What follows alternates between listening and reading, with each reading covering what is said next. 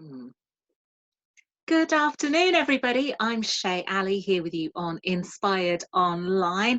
And this afternoon, we've got the lovely Oscar van Rooij with us today. Oscar, as you'll hear from the accent, is originally from the Netherlands, but he lives here in London. Delighting us with his presence in my hometown, which is awesome. I've met him through the Tony Robbins community. He is an incredible coach. Well, what I'll say about him, he really is all heart, and that's, one of the things that really struck me with every interaction I've had with him, whether it's interacting with someone else, with me, telling his story. It's just been really beautiful in that sense. He's an amazing father as well, and I love the dedication to his children and also the attitude to life. So it's really about how can we frame things, even the things that we may not want to have happened, because we all have some of those, but he's got an amazing frame that he puts on things as well. So I'm really delighted today to welcome Oscar to join us. Oscar, welcome. Thank you for being here. Thank you so much. Yeah, thank you for having me. Absolutely. And I'll start with the question that I start with all our guests here at Inspired, which is, if you had to share your wisdom with the world in a nutshell, what would you say? Wow, my wisdom in a nutshell. I think one of my favorite wisdoms is nothing has any meaning but the meaning we give it. Because I know everybody, I actually spoke to a few clients today, and the way I see it, everybody's being born pure. At least I hope you're born pure. Yeah. And then, but stuff happens along the way, and we start to collect all kinds of stuff in our backpack. And it's not always what we put in ourselves, but it's sometimes what other people put in there. Our parents, teachers, friends, and they all have, no, most of them have a good intention. Let's hope that. And what I've noticed that, sometimes it's like, do I really want to keep this stuff? It's like if you go on holiday and you check your suitcase in at the plane, how do you feel once you leave that suitcase at these stewardesses at where you check in? When I ask them, they're like, I feel so much lighter. And then they go to customs and they feel light. And the funny thing is, and some people, they have massive amounts of suitcases on their trolley. And that's how they go through life. There's people around here that go with these massive trolleys all day long. And they have these massive suitcases where they gathered a lot of shit. And often it's not even our own shit. So I know, I was thinking as people put in their own stuff as well. Well, but here's the thing. It takes two. You got people that say, I don't know, I got a candle here. I don't know why, to bring some light, whatever it is. But it's a bit like, oh, here's some stuff, you have it. And people have learned, sometimes from an early age, to say they accept it. And before you know it, they put it in the suitcase. Yeah. Where, who said you had to accept it in the first place? So, but it's sometimes for most people, it's the biggest challenge to say no. Because they think, hey, if I say no, they might not like me. They might think I'm rude. We have all these little beliefs and stories what that will mean. Yeah. And so, and that struck home today with the clients, is that when I asked them, I said, here's some of the other of the wisdom, said, what I'd like you to do for this week is be nice for yourself. Yeah. As a matter of fact, for the people watching or going to watch this, let me ask you a question. How many times a day do you acknowledge yourself? Interesting. Probably not. No, exactly. So I shit you not. I got an alarm in my phone at 3 o'clock, and it says acknowledge. So wherever I am, whether I'm in the supermarket or walking my dog or with my kids, I see this message on my phone or on my watch, and it says acknowledge me. And very quickly, I close my eyes and I look back. It's like, hey, wow, I walked the dog this morning, or I did my meditation, or I did my exercise, or you know what, I had a great breakfast with my kids. Because, as somebody once said, what's wrong is out there, but also what's right. So if we take time to acknowledge ourselves, but here's what most people do. to acknowledge, for acknowledgement, they go outside themselves. So they go to other people to get acknowledgement.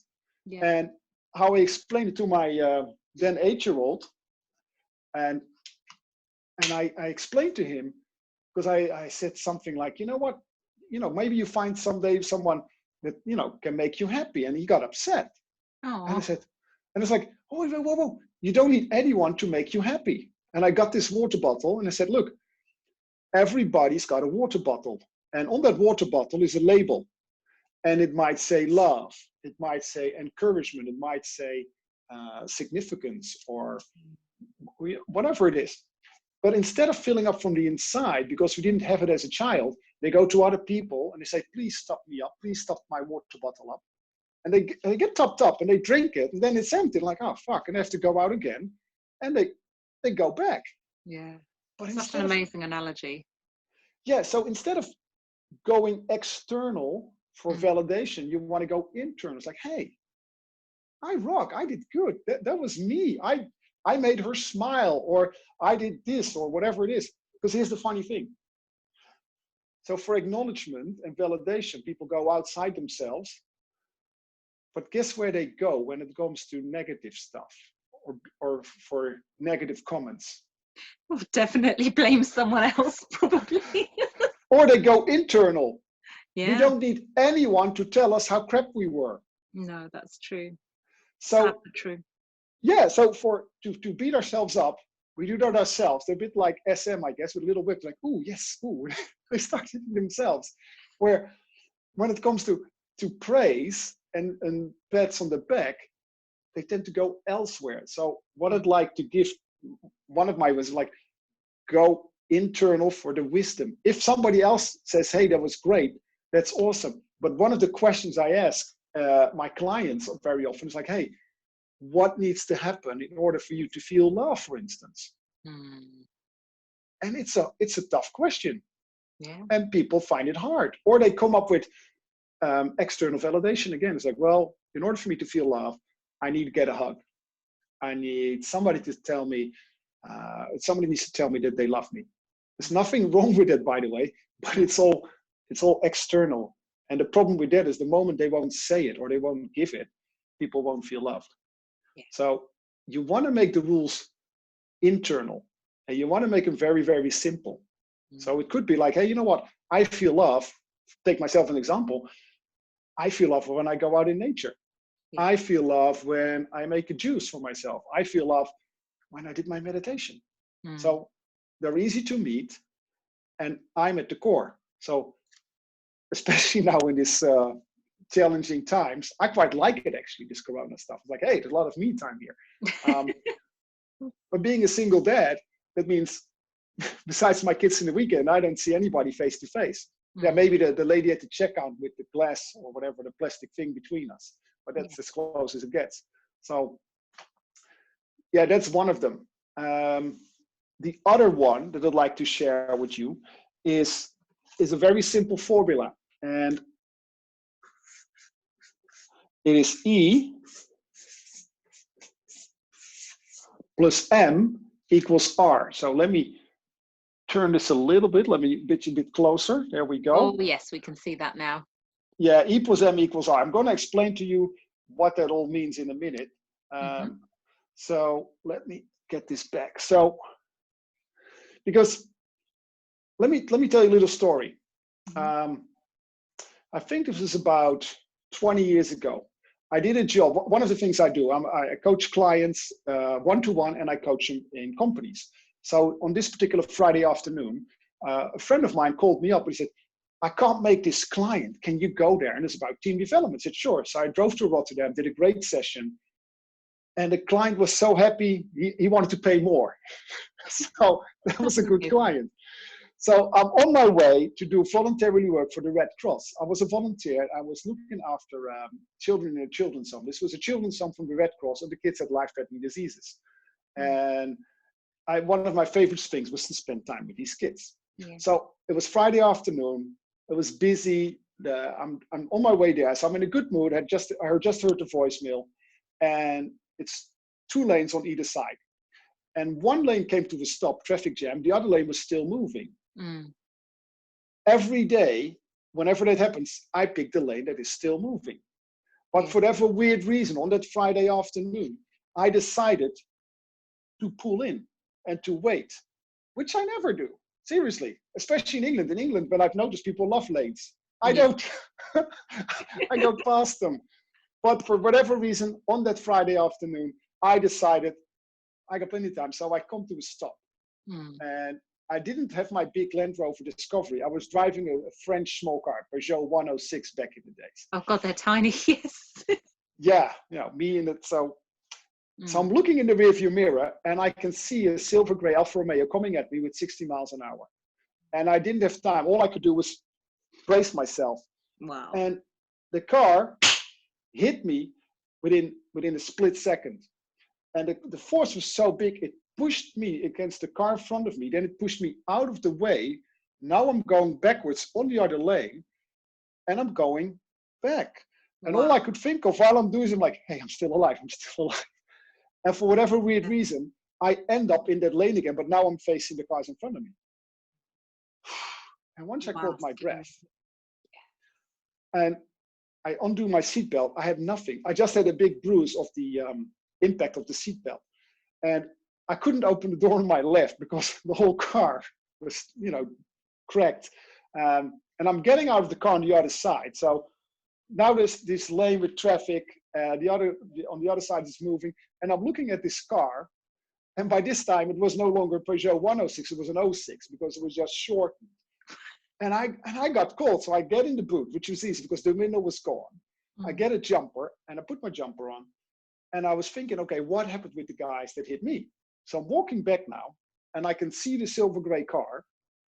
And it's a bit like, let's say this is the silver gray car. And it pushed up a Golf. So now it was standing like this. So I'm looking into this car, the silver gray car, and there's an elderly couple sitting there. And the elderly couple had nothing. They were in shock because I guess they were chatting and they didn't notice a traffic jam. So they rushed into me. And then I looked in the car. It was a black Golf that was like this. And I looked in the front. There was a young mother sitting. She was fine. Right. And I look in the back. And in the back are two kids. They must have been, 4 or 5 years old. And they had nothing. So some people say, Oscar, you were at the wrong time at the wrong place. You should have stayed in the lane that was still moving. Well, I beg the difference. I say no. I was at the right time at the right place. Because if it wasn't for me as a buffer, that car would have gone straight into that Golf. And if I look at the state of my car, now it didn't happen, but I'm pretty sure if the car would have hit the car in front of me, those kids were at least seriously injured or not made it alive. So not only did I come out alive, the two kids were fine. And then the ambulance came and they put me in the ambulance and they put these stickers on and they measure me. And the story doesn't end there because the police officer comes in and he's like, sir, have you got a moment? Sure, I'm not going anywhere. Right, said, in that state. I said, I want to show you something. Did you never wonder why on a Friday afternoon with all this traffic that nobody hit you? I'm like, no, but that's a good question. So we go back and he shows me these massive brake marks of a truck. And the brake marks were going into the side barrier. He said, so this truck driver saw you suddenly being pushed out of your lane, coming into his lane. And because he turned his wheel around and moved his truck in the barrier, he didn't hit you. I'm like, all right. Wow. So come back to my formula. The E, and you might not be able to see it, but I'll tell it what it is. The E stands for event. And an event is nothing but effect. The event in this day is the coronavirus. So, and if you look at spheres of influence, there's 3 circles. In the middle circle, the bottom circle is stuff that is inside your control. Then the second circle is stuff you can influence. And the third circle is outside your control. So this is what that looks like. Yeah. Inside your control, influence outside your control. Now, the thing is, an event, well, guess what? The event, is it something it's inside your control? Is it something you can influence, or is it outside your control? Which one is it? Well, probably outside. Well, the event that you were at, outside, I would say. Yeah, an event is always outside your control. Now, here's the good news. The M stands for meaning. And the meaning, well, guess what? It's outside your control, influence, or inside your control. Always Inside your control. Yeah. But with the meaning, you have a choice now. And here's where it becomes interesting. Because the meaning, as I said earlier, nothing is any meaning but the meaning you give it. So either the meaning is empowering, lifts you up, or it's disempowering and it pulls you down.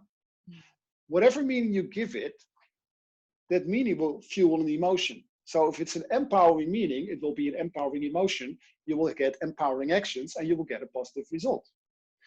However, if you choose, and that's the good news, we have a choice. Yay. The moment you choose to make it to mean disempowering, you get a disempowering meaning, disempowering emotion, disempowering action, therefore your result will be disempowering.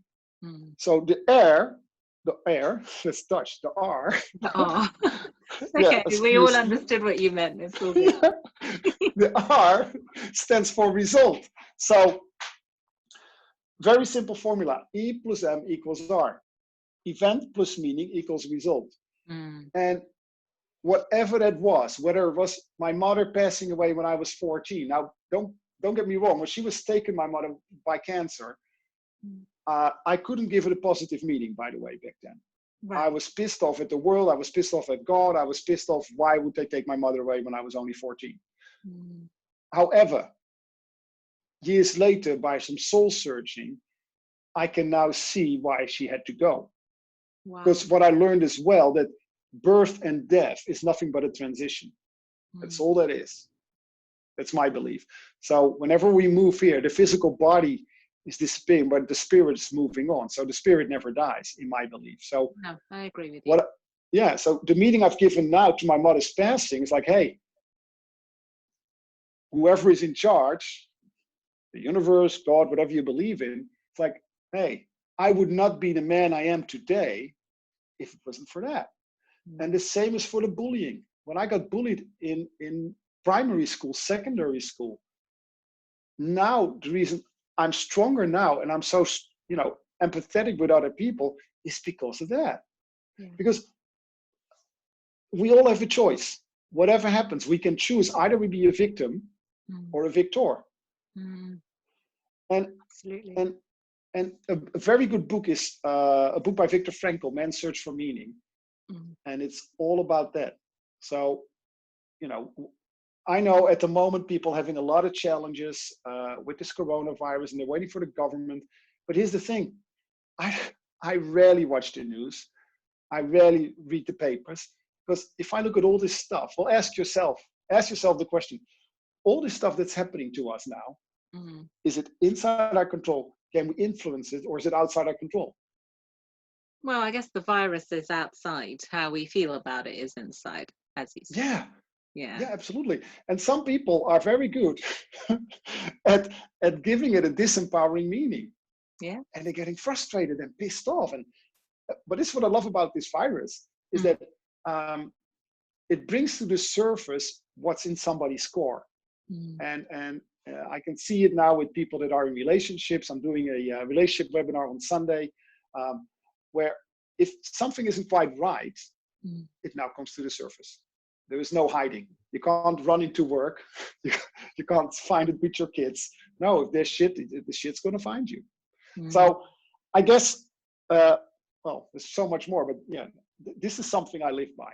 E plus M equals R. Nothing has any meaning but the meaning you give it. Yeah. So that's my wisdom that I want to share with you in this opportunity with you. Yeah. Well, Oscar, that's beautiful, and there's a few questions, if I may, on the back of that. Powerful to know. But I think one of the first things that they'll want to know, and thank you also for sharing the examples of your bullying and your mum, because I think people have those questions. If it's really something that I say is quote negative, how can I find that meaning? So I want to ask, what was it for you that made that shift to see those events that people would find very difficult, and shift them into, right, now I've given it an empowering meaning?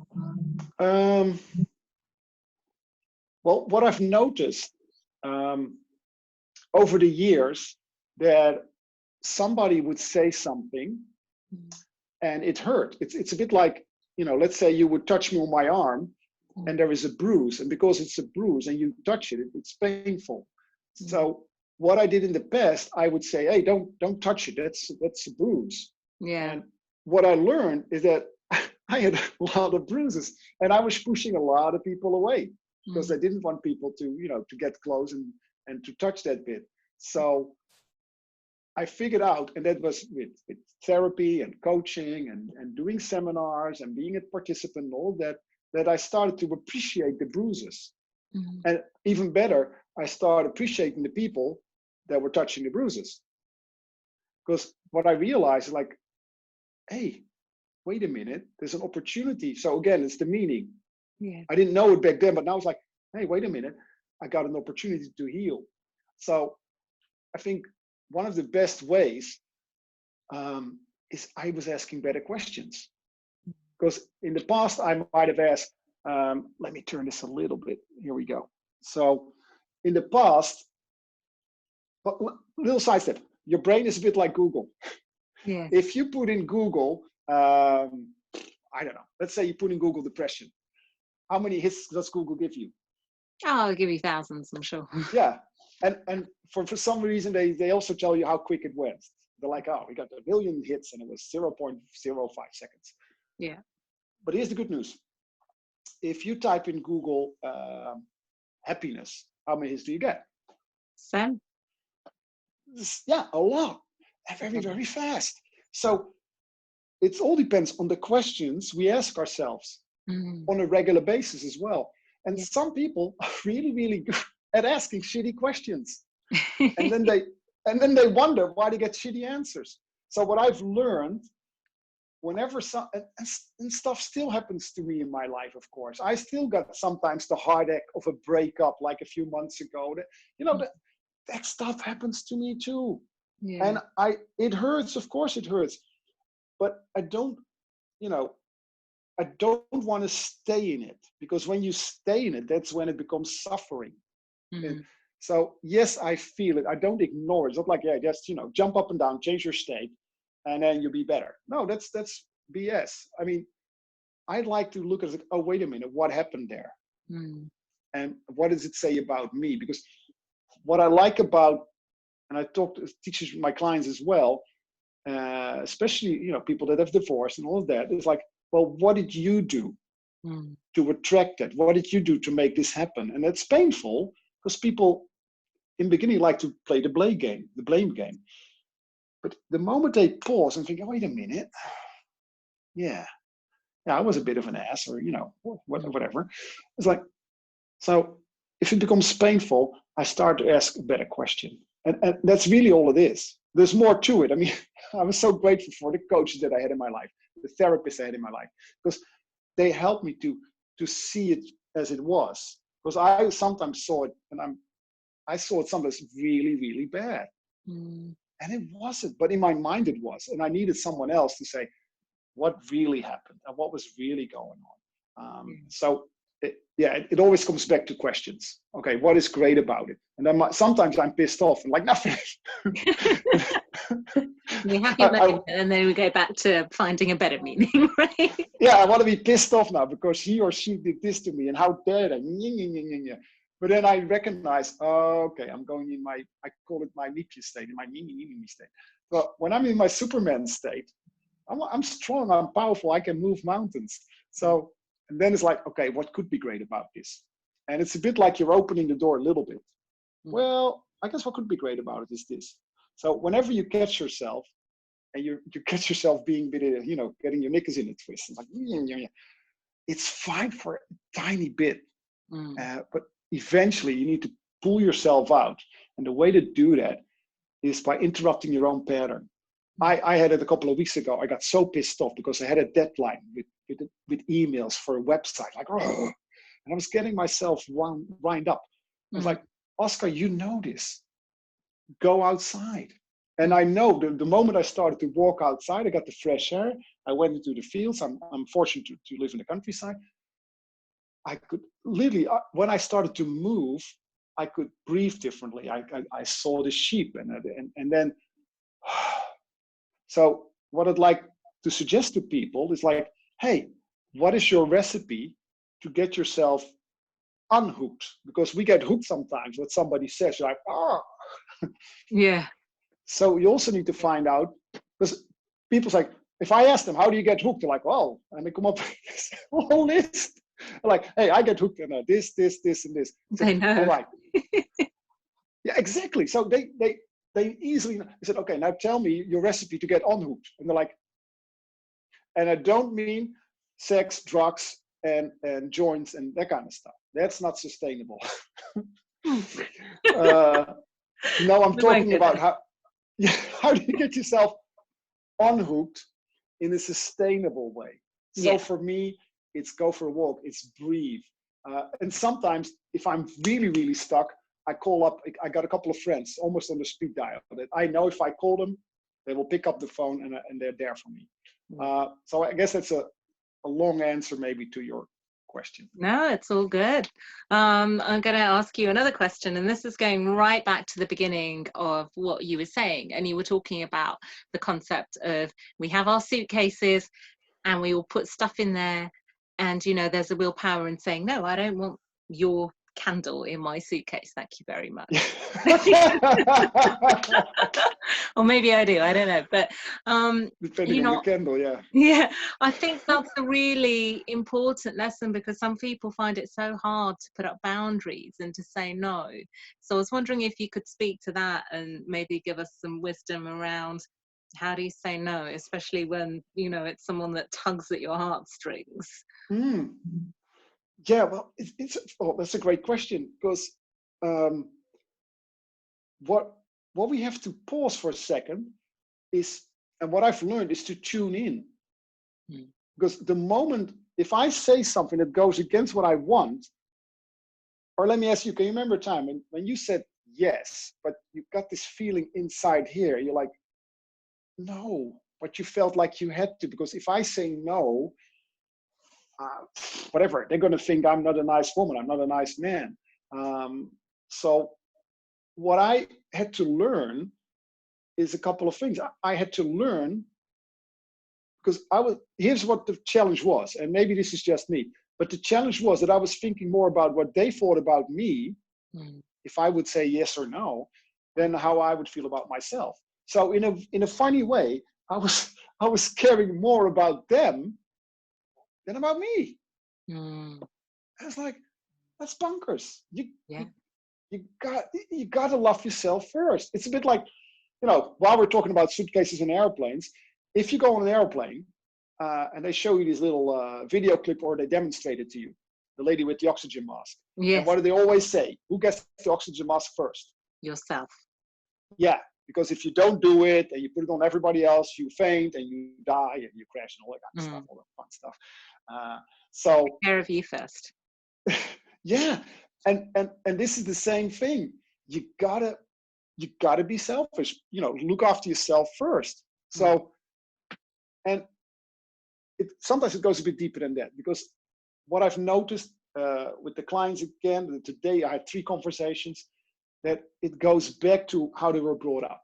Because very often, I think it's up from the time you were born till the age of 4, it's where your software is being put in your system, if you like. That's where we get beliefs about life, what we should do or shouldn't do, or where today there were 3 ladies actually, and they all had this feeling like that they were not supposed to be seen. They were not supposed to speak out their mind. They were supposed to be quiet. So they were not allowed to have an opinion. And so now, when they were in their 40s actually, that software is still running the 2020 version. Where if they're, let's say, 40 years old, that software was written in the 80s. Well, that's bonkers.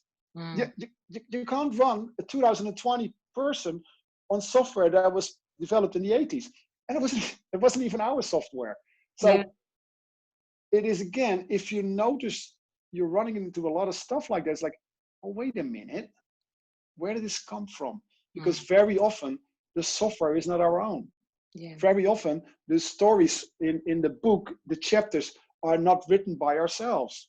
So with meditations, I sometimes let people go back and let them take out those chapters and rewrite new ones. So it's put yourself first and pause. Or what somebody else once said, what other people think about you is none of your effing business. And, and it's true. We gotta, it's okay to look after yourself. And it starts with a young age, and especially for the parents out there, it's about, and I take that upon me very seriously. If I look at my suitcase, because don't get me wrong, there is good stuff in the suitcase. Yeah. And the good stuff I'm giving to my kids. For me, looking after other people is a big deal for me. So yes, I'll give it to my kids. Looking after nature. When ever since they were little, they saw me picking stuff up. They see me drinking juice. They see me do push-ups and stuff. So now my kids doing push-ups too. Wow. And when they were riding the bike yesterday, I was running along with them.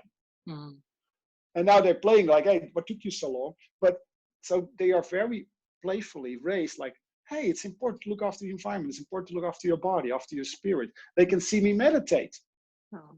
And they get bored, like, Papa, I said, you can meditate with me or go and play. I'll see you in a minute. So the more we realize about the good stuff, give that. But please, please, please check in your luggage and see, hey, it didn't serve me. I don't want to give it to my kids. But it starts with creating awareness within inside yourself. And the same happens because you know that feeling when somebody asks you something, and there's a feeling inside here. You can't describe it, but it's a bit like, ugh. But you say yes, because you think you gotta be, I don't know, polite. And the only reason you say you want to be polite is because you think if you say no, they're not gonna like me. They're not gonna love me, or whatever it is. And you gotta start living life on your conditions and create people around you that are not just like-minded, but also hard-minded, that are in a similar, a friend of mine described it really well. They're on the same frequency.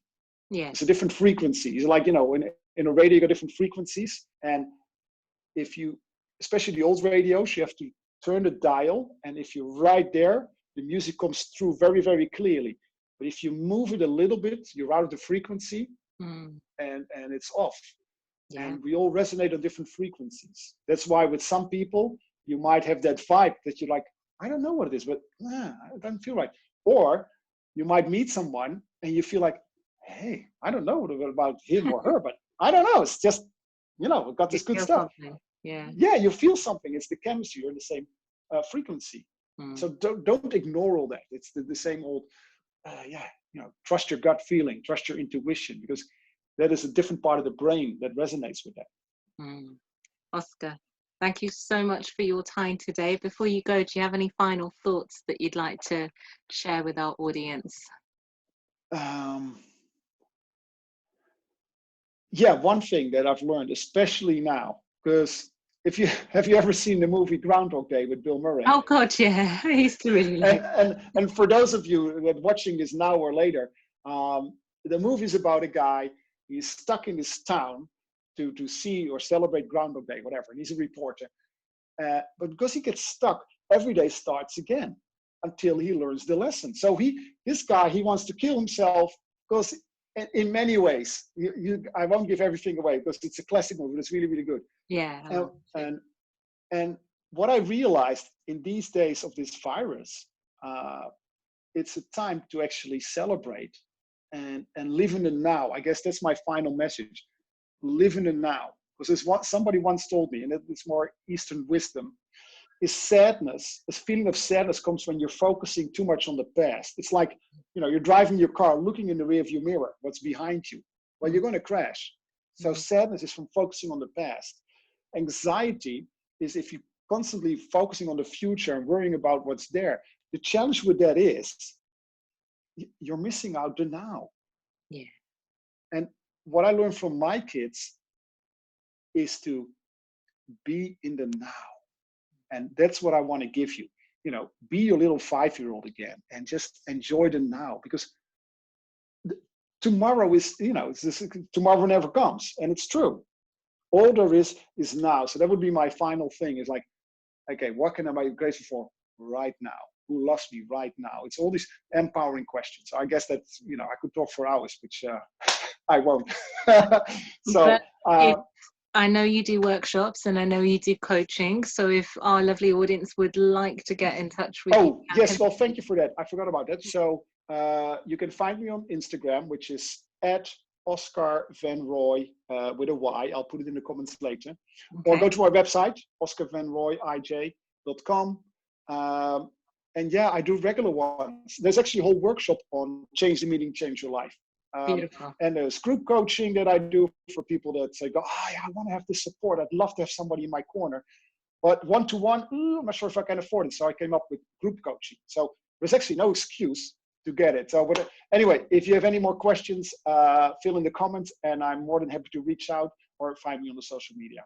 So just thank you so much, Shay, for inviting me and giving me the opportunity to share my few pennies of thoughts. Thank you. It's been such a joy, and I hope to see you again in person very soon. All right. Thank you very much. Bye for now.